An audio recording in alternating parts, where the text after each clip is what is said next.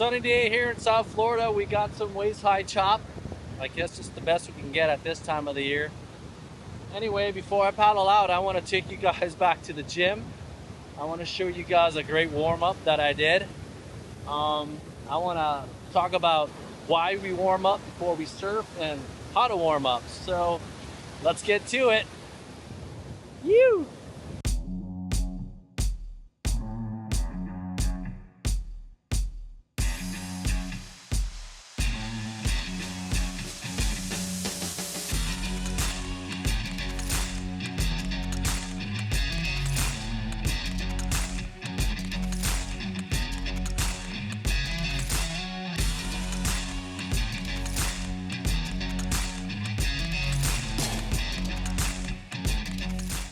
We're here at Kinetic Performance, and I can't tell you how many times I've blown my first couple of waves in the session because I forgot to warm up.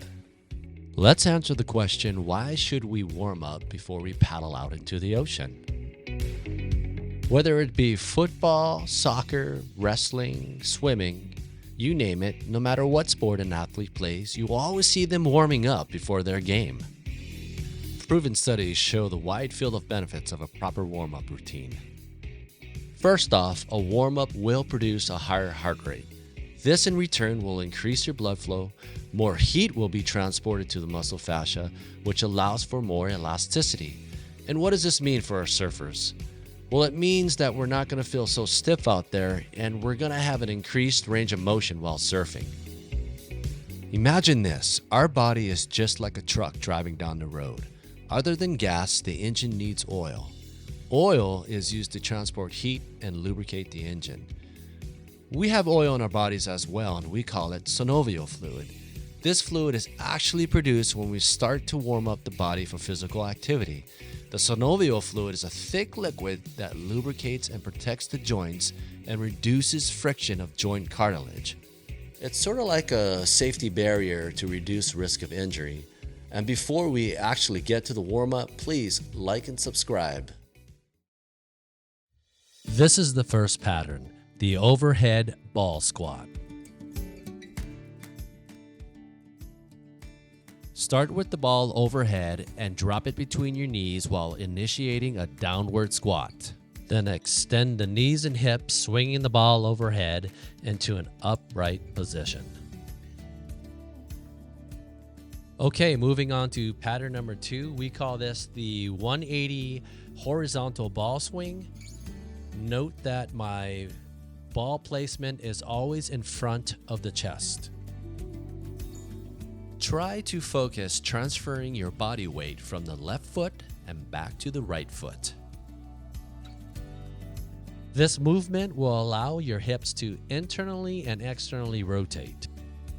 Remember, it's just a 180-degree movement, so try not to over-rotate with that ball. Okay, moving on to pattern number 3 and 4. They're the same pattern, but in opposite directions. We call this pattern the diagonal ball chop. Just like pattern number 2, we're gonna transfer the body weight to the left and back to the right.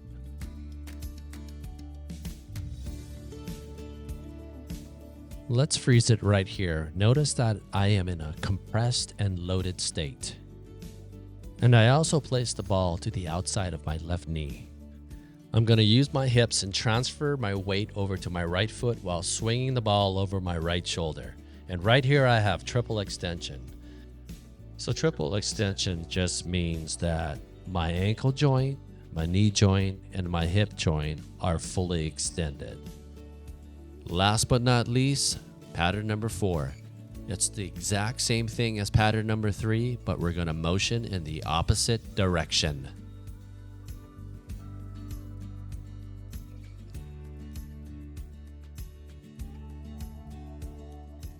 Here's your overall picture of the warm-up. You got those 4 patterns. You're going to go 1 through 4, come back and do 1 through 4 again, and one last time, 1 through 4 again. So those are 3 sets of those 4 patterns. It's 120 reps, and it's gonna take you about 2.5 minutes. Simple and quick. This is Coach Craig, Surf Kinetics. Until next time, mahalo.